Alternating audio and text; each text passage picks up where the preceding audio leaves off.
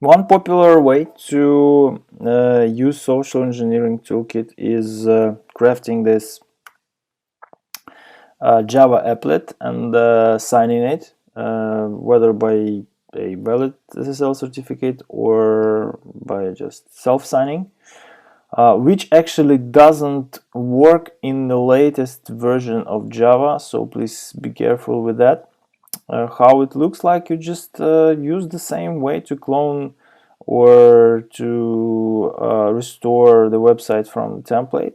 There are templates especially for that, like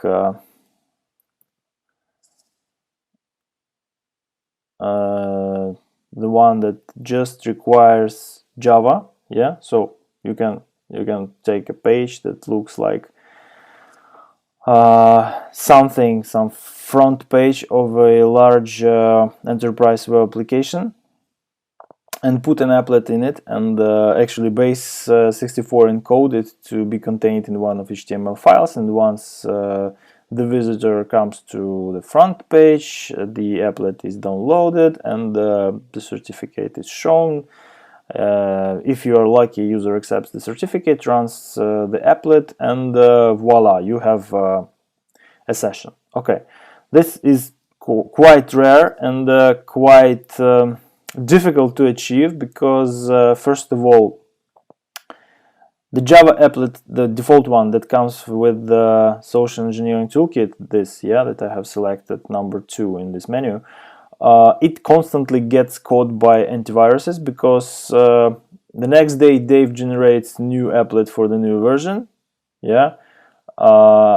It is going to be caught at some point in time. The tool is really popular, so it happens rather quicker than later. Okay, so that is sad, and for some period of time Dave even excluded this vector of attack, but now it's still there for some, I guess, historic reasons, because it's not very practical. However, if you can spend some time to make this really customized, with some level of sophistication, you can overcome any antivirus. This will be shown in one of the next videos.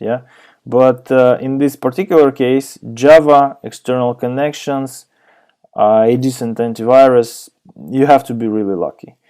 Let me show you now how cloning functionality works, at least, right? So here, let's not choose anything. Let's go back.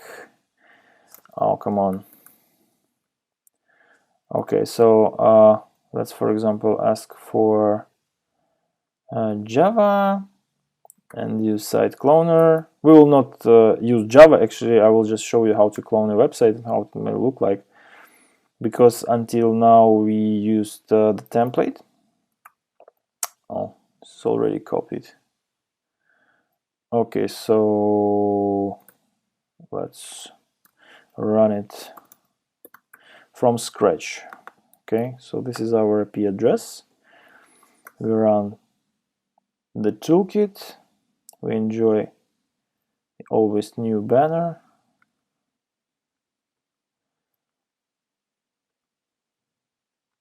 Site cloner. IP address to listen.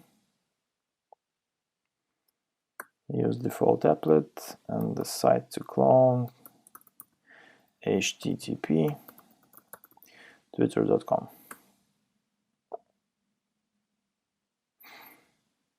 Okay, let's choose something.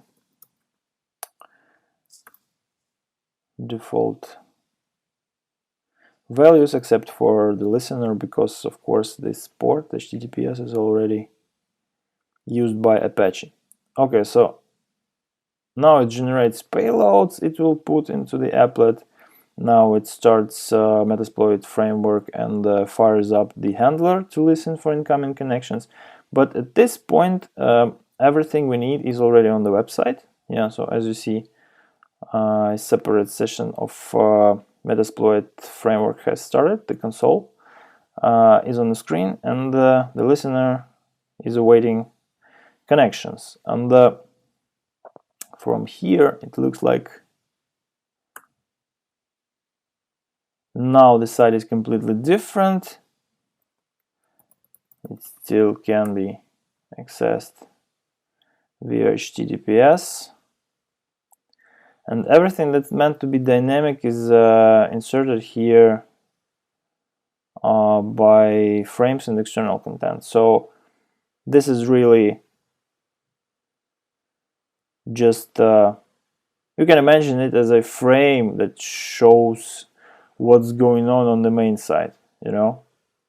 And in case we generate our Java applet ourselves or employ the one that is coming with Social Engineering Toolkit, as long as it's fresh and is not caught by modern antiviruses, we will be seeing a pop-up here asking to download and run Java Web App.